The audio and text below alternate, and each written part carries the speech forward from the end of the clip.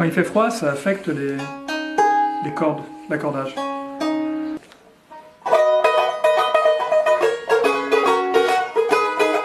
Salam alaikum, Marshall Dushuk, San Sebastian'u, Sofransuzlu, Asnorchimot Anubo.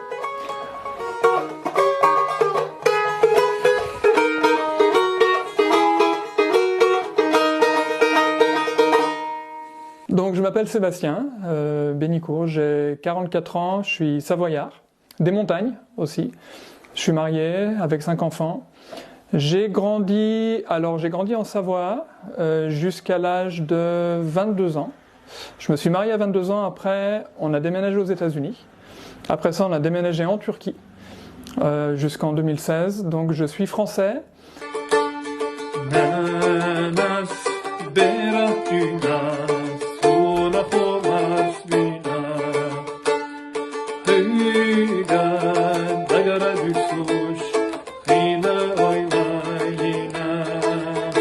C'est une chanson que j'aime vraiment beaucoup, donc c'était plus pour moi-même que c'était pour qui que ce soit d'autre en vérité, je veux dire, mais apparemment ça a vraiment parlé à beaucoup de monde. Je suis vraiment touché, profondément touché que des gens auraient pu être touchés de cette manière par un truc qui dure 1 minute, quoi, je veux dire.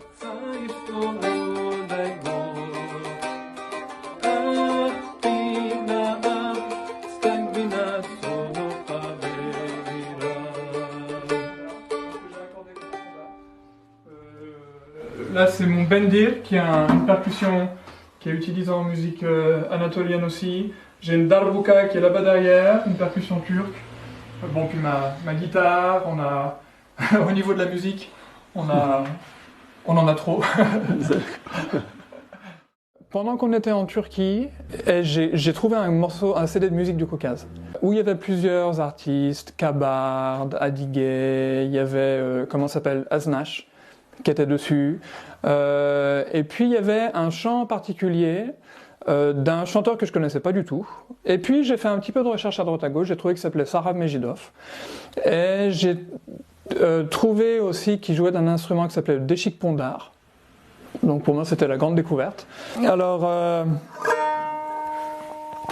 toutes les vidéos de Sarab Mejidov sur YouTube, je crois que j'ai toutes regardées.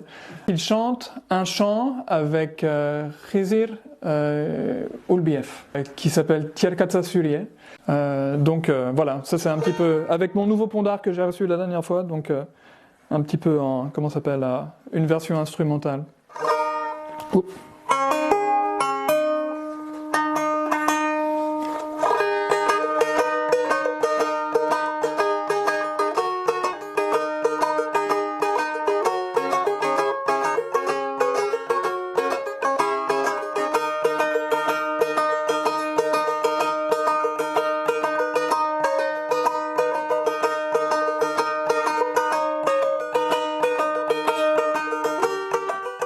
Mon but, c'est d'apprendre Sunday Bernalata en entier et d'apprendre Tierkatsa Suriye en entier. Pourquoi est-ce que j'apprends la musique?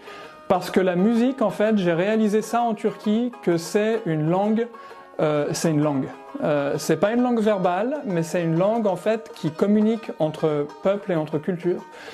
Et je réalise que c'est un instrument qui a la puissance en fait de générer en fait un contact, un rapprochement mutuel. Pourquoi? Parce que je donne de la valeur à la culture de l'autre et qui me touche moi au même moment. Est-ce que ce fait commun d'être montagnard peut créer un lien entre toi et les Tchétchènes? Sûrement, je sais que la montagne, j'aime la montagne. Montagne pour moi ça veut dire repos. C'est la raison pour laquelle j'ai vraiment envie de voir votre pays, pour voir les montagnes. Donc à ce niveau-là, est-ce que ça crée un lien, un point commun? Ça, je l'imagine. C'est des mentalités différentes au même moment. Mais bon, c'est un environnement commun, donc peut-être qu'on a... Ouais, ça... Même esprit? Ouais, voilà. À peu près le même esprit. À peu près, ouais. Pour la première fois de ma vie, j'ai eu contact avec les Tchétchènes au travers d'un reportage sur France 2, je crois, qui parlait de la première campagne de 94-96, et puis qui parlait en fait de ces Tchétchènes, je veux dire, qui étaient très peu armés, qui étaient très peu équipés, mais qui avaient un désir qui avaient un goût de vivre, en fait, qui malgré la situation désespérée à laquelle ils étaient confrontés, qui ont vraiment eu ce goût de vivre, en fait, et ce goût de survie qui m'a vraiment parlé, qui m'a vraiment touché et qui m'a redonné espoir, en fait. J'étais dans une situation de ma vie qui était vraiment difficile. C'était vraiment une période qui était vraiment très sombre. Je venais d'abandonner le lycée, en fait, parce que je commençais à avoir des problèmes de dépression, des choses dans ce genre-là, et ça allait pas bien, du tout. Et en fait, je voyais vraiment pas d'option, pas de futur. Vraiment à partir de ce moment-là que j'ai cherché à me renseigner. Donc j'ai pas mal de bouquins sur le Caucase, j'ai pas mal de bouquins sur les Vainacs. Donc là, au niveau de... Ça, c'est un petit peu mes... Alors ça, c'est celui que tu m'avais donné. En fait, j'ai commencé avec ça. Je veux dire, le peu d'expressions que je connais, c'est au travers de celui-là que j'avais commencé. Après, ça, c'est vraiment quelque chose que j'aurais voulu utiliser, que pour le moment, je n'ai pas utilisé par rapport à tout ce qui est chant. Pareil, des contes. Et puis, alors le dictionnaire de Arbi Vagapov, dédicacé, qui était, c'était vraiment incroyable. Et puis pareil, on commence où on peut commencer, et là on commence vraiment au bas du bas. Mais bon, il faut un début à tout. Donc voilà, ça c'est un petit peu pour les langues. Ah, j'en avais un autre aussi d'ailleurs. C'était quoi? C'était celui-là que j'avais acheté, peut-être au départ d'ailleurs, Parlons Tchétchène Ingouche, de Paraparcheva, que j'ai lu aussi. Après, au niveau des bouquins, je veux dire, alors, sur le Caucase, je veux dire, une introduction au Caucase. Après, j'ai les livres de Maria Tsaroyeva, donc sur tout ce qui est le folklore, les croyances pré-islamiques. J'ai le bouquin de Meyerbek Vachagaev que j'ai lu au mois de novembre qui était vraiment super. Plusieurs livres de Anna Politkovskaya, bien sûr. Et puis ce livre de Hassan Bayev que j'ai lu, pareil, il y a peu de temps, qui était vraiment dur à lire. Ce qui motive mon engagement avec toi à IES, et ce qui motive mon engagement avec vous en tant que communauté, pour moi, en tant que Français, en tant que personne d'une autre culture, en tant que personne qui a des convictions religieuses différentes, c'est vraiment de pouvoir vous aider en fait à vous intégrer d'une telle manière que les choses que vous avez à donner, on puisse les recevoir. Parce que le truc, c'est que vous avez des trucs à donner, vous vous en rendez pas compte. Que ce soit l'honneur, la loyauté, le courage, le respect, ça c'est des valeurs que vous avez. Et je vois en votre peuple une richesse en vérité.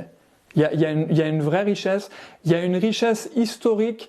Pourquoi? Parce que vous faites partie une civilisation du Caucase qui est vraiment très ancienne.